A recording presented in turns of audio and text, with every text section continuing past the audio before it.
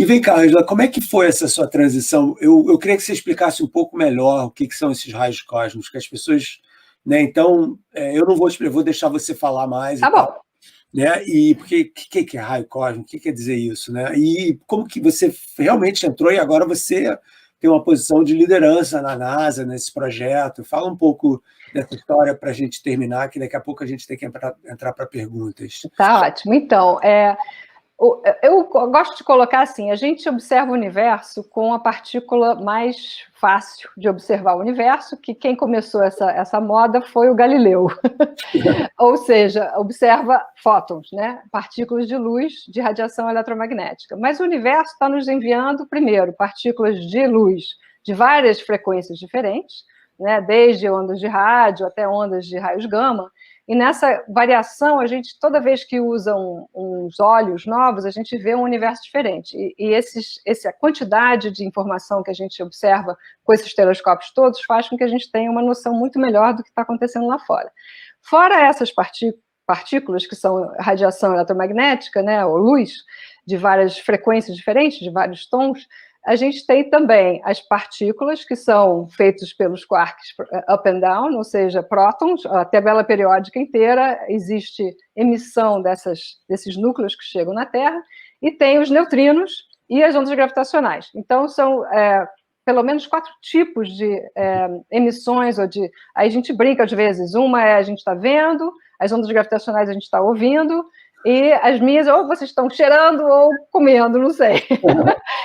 Porque é matéria, né? Então tem esse lado. Já os neutrinos talvez passem direto, fica difícil de interagir com o ser humano. Mas, então, os raios cósmicos são muito importantes porque, na realidade, a gente tem sorte de que a gente não tem que lidar com eles no dia a dia como os astronautas têm, né? Os raios cósmicos de energias baixas são um problema para quem quer sair da atmosfera terrestre, e os astronautas ficam nessa radiação, que são basicamente a tabela periódica, mas com muita energia. Então, a gente está sendo bombardeado por esses raios cósmicos. No meu caso, eu quero entender as fontes desses raios cósmicos, mas mais importante, as mais altas energias, por 2 motivos. Um, porque eles vêm de outras galáxias, eles vêm de muito mais longe do que os de baixa energia, como também eles podem estar testando, digamos, coisas sobre o início do universo, coisas de física que a gente não tem outra forma de estudar. Então, eles nos dão uma outra janela para tentar entender o início do universo, por exemplo.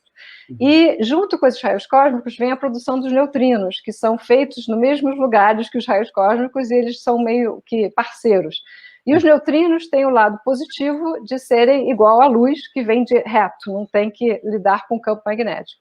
Então, o que eu tenho feito com os meus projetos são, eu e mais um monte de gente, a liderar projetos internacionais que estão tentando colocar assim, a tecnologia de ponta para poder entender tanto a origem dos raios cósmicos ultraenergéticos quanto dos neutrinos ultraenergéticos. Então, esses 2 grupos de observações digamos, o que a gente está trabalhando mais intensamente hoje em dia, com ideias bem criativas de como fazer isso no espaço, e tendo a experiência de ter feito isso no solo, que é o projeto do Pierre Roget, que o Brasil participou, e participa, e tem, sei lá, acho que são 19 países envolvidos, é um observatório gigante na Argentina, e eu participei desde o início da ideia desse observatório. Tentamos fazer um maior ainda, mas quando fica muito difícil fazer mais do que 3.000 km², a gente resolveu, então, fazer essa parte espacial, fazer observações no céu sobre essas partículas que chegam na Terra. Posso mostrar uma coisa que você vai adorar?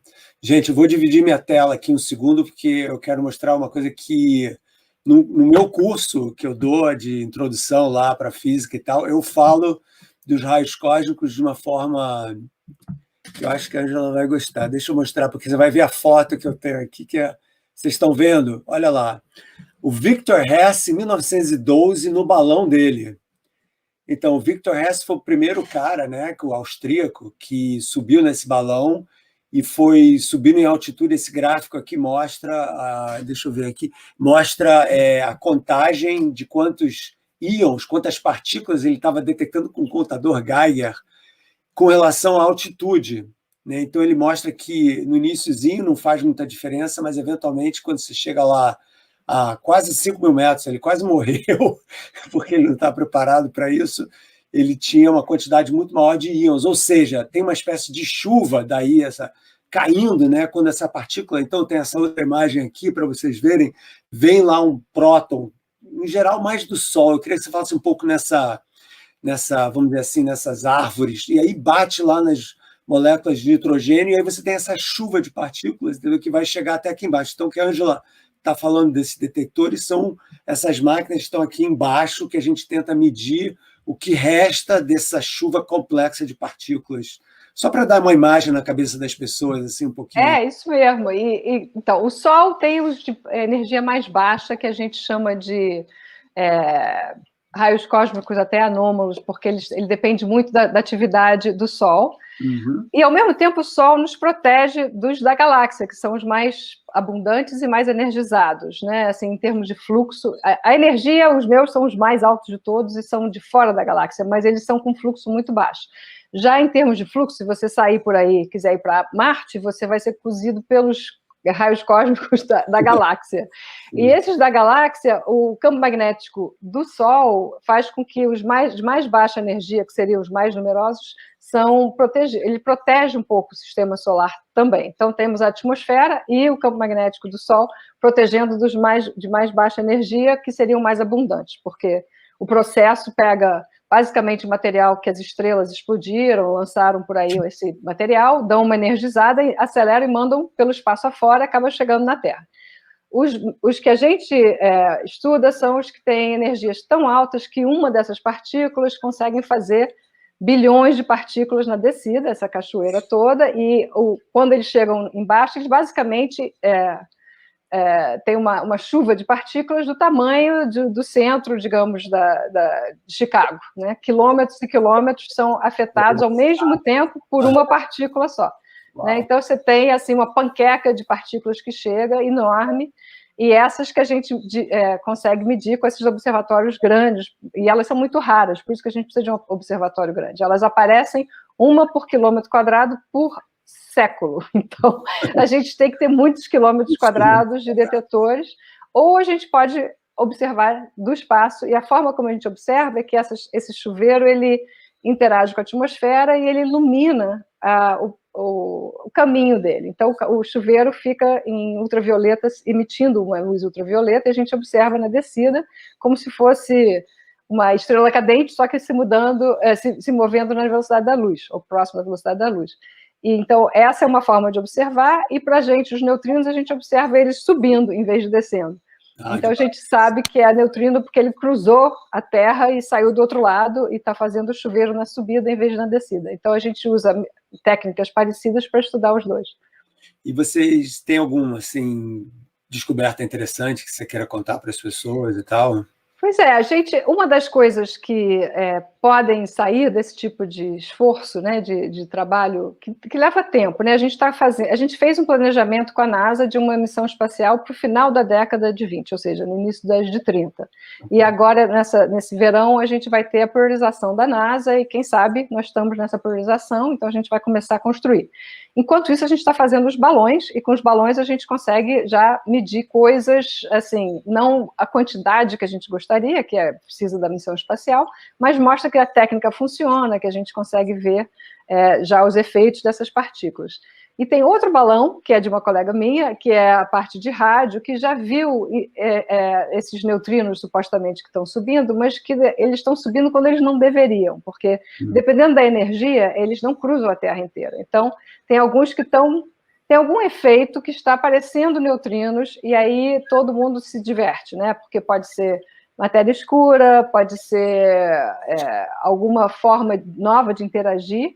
Quando a gente quer, por exemplo, tentar descobrir se tem dimensões extras, uma das formas seria ver que a forma que o neutrino interage muda com uma certa energia, né? Então, a partir de uma certa energia, o neutrino, a forma de interagir vai mudando, e essa parte pode ser testada com esse tipo de telescópios. Então, assim, eu acho que nesse caso desses eventos anômalos que a gente chama, que se chama ANITA, que é um dos telescópios, Provavelmente é algo que a gente não entendeu direito sobre a Antártica, que eles estão voando em cima, né, na parte de baixo da Terra.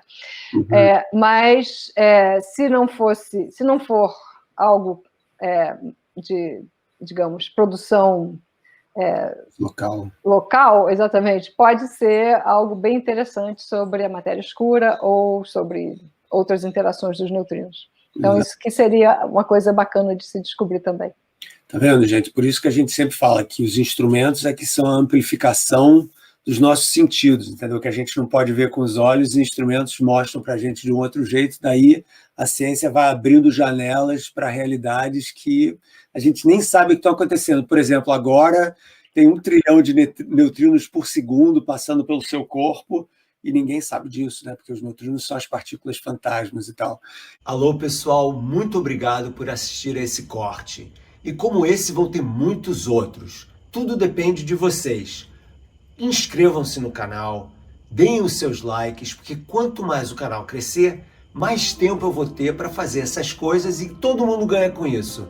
Eu dando esse conhecimento, essa presença para vocês e vocês aprendendo e todos nós crescendo juntos, que é o que eu realmente quero. Então inscrevam-se, deem o seu like, assistam esses cortes e vão ter um monte de outros. Até daqui a pouco. Obrigado.